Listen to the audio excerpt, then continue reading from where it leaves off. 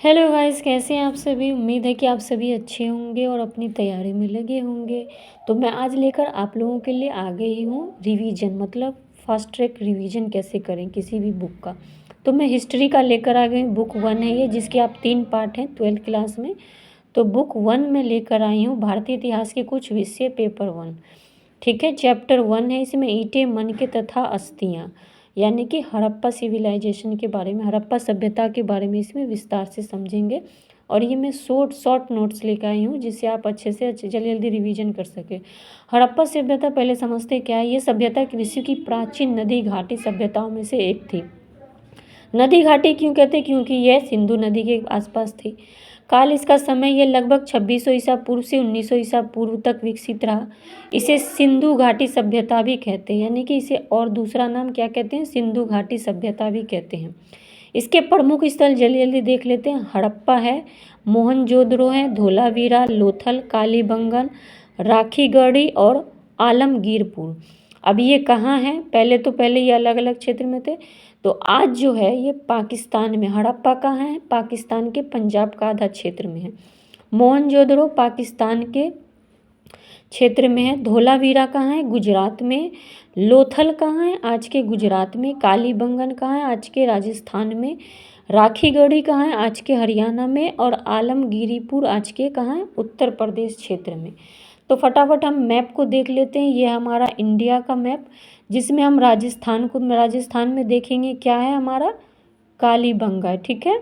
यहाँ पर देखेंगे पाकिस्तान में क्या है? मोहनजोदड़ो। और पाकिस्तान और आधा पश्चिम लेके पंजाब लेके क्या है? हड़प्पा। ठीक है। ये है हमारा हरियाणा। यहाँ पर क्या है? राखीगढ़ी। गुजरात में क्या है? धौलावीरा, लोथल। और उत्तर प्रदेश में आपको आलमगीरपुर देखने को मिलेगा। अब हम आ जाते हैं नगर नियोजन, क्योंकि नगर क्षेत्र था उस समय, प्राचीन समय में भी ये विकसित शहर माना जाता था। तो यह सभ्यता अपनी उन्नत नगर योजनाओं के लिए प्रसिद्ध थी। शहर को 2 भागों में बांटे थे। शहर 2 भागों में बटा था, यानी कि ऊंचा क्षेत्र और नीचा क्षेत्र। ऊंचे क्षेत्र को दुर्ग कहते थे। क्या कहते थे? दुर्ग कहते थे। और निचले भाग को कहते थे, निचला भाग कहलाता था। और सड़कें क्या थी? सीधी और जालनुमा थी, यानी कि सड़क इस तरह से जैसे कि अभी भी देखने को मिलता, अभी जो वर्तमान में सड़क है उसी तरह बैठा बैठा कर दिया गया था। पक्की ईंटों के मकान थे। नालियों की उत्तम व्यवस्था थी। मोहनजोदड़ो का महान स्नानघर प्रसिद्ध इसका क्या है? एग्जाम्पल है। ठीक है। अब हम आर्थिक जीवन इनका समझ लेते हैं। माने इनका रोजी रोजगार क्या काम करने का था। मुख्य पेशा था कृषि, गेहूं, जौ, बाजरा, यानी खेती करते थे। पशुपालन करते थे, बकरी, गाय, भैंस चराते थे। हस्तकला में क्या करते थे? मनके, धातु यानी कि उस समय तांबा और कांसा का ज़्यादा उपयोग होता था। मिट्टी के बर्तन। व्यापार कहाँ से होता था? मेसोपोटामिया क्षेत्र से होता था। लोथल एक उस समय का बंदरगाह था। और समाज कैसा था? समाज संगठित समाज था। अमीर गरीब का फर्क था, यानी कि अमीर भी थे और गरीब भी थे। बड़े और छोटे घर थे। ठीक है। धार्मिक जीवन कैसा था? माता देवी की मूर्तियाँ थी जिसको लोग पूजते थे। पशुपति जैसी मोहर का सिक्का चलता था उस समय। पेड़ पौधों की लोग पूजा भी करते थे। अब हम लिपि की बात कर लेते हैं। ये सब आपका इसी टॉपिक में से इसी में से आपका ऑब्जेक्टिव बनेगा और सब्जेक्टिव भी बनेगा। इसे अच्छे से ध्यान से पढ़ो।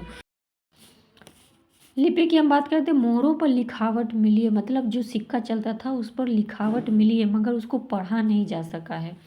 पतन कैसे हो गया? ये क्षेत्र अचानक से इतना विकसित था, कैसे गायब हो गया?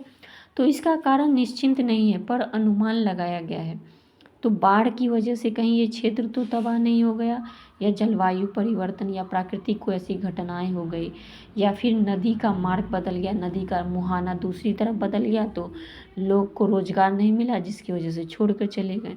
कुछ ना कुछ कारण, मतलब एग्जिट पता नहीं है। महत्व क्या है? तो पहले ये प्राचीन नगर सभ्यता थी। उन्नत तकनीक था, साफ सफाई की व्यवस्था थी, और व्यापारिक, उस समय व्यापार का भी अच्छा खासा चलन था। खोज किसने की? 1921 में दयाराम सैनी ने हड़प्पा सभ्यता की खोज की। ठीक है। 1922 में आर.डी. बनर्जी मोहनजोदड़ो की खोज की। 1924 में जॉन वार्सल ने दुनिया को इस सभ्यता के बारे में बताया विस्तार से। तो पहले कलिंगम भी थे जिन्होंने, उनके हाथ कुछ पुष्टि नहीं लगी। बाद में चल के दयाराम सैनी, आर.डी. बनर्जी और जॉन वार्सल ने इसका मतलब सिक्के से खोज किया कि मतलब इतने साल पुराना है। ठीक है, तो आप लोगों को इससे जितना भी ये मैं बता रही हूँ, ये आप लोगों का फास्ट ट्रैक रिवीजन हो जाएगा। फटाफट आप इन सबको पढ़ लीजिए, इसी से ऑब्जेक्टिव भी बनता है, इसी से सब्जेक्टिव भी बनेगा। ठीक है, और मैं ही आपको ऑब्जेक्टिव भी करवा दूँगी या सब्जेक्टिव भी करा दूँगी। अगर समय रहा और तो मैं पार्ट 2 भी लेकर आऊँगी, बुक पार्ट 2, ये बुक 1 है, बुक पार्ट 2 लेकर आऊँगी, बुक पार्ट 3 लेकर आऊँगी, जिससे ढेर सारे क्वेश्चन बनते हैं। ठीक है, और ये ज़्यादा से ज़्यादा अपने दोस्तों के साथ इसे शेयर करें, लाइक करें, सब्सक्राइब कर लेना मत भूलना। और हाँ, अपने दोस्तों के साथ ज़रूर शेयर करना और सब्सक्राइब पर ज़रूर कर लेना। मैं और भी विषय का लेकर आऊँगी। थैंक यू दोस्तों।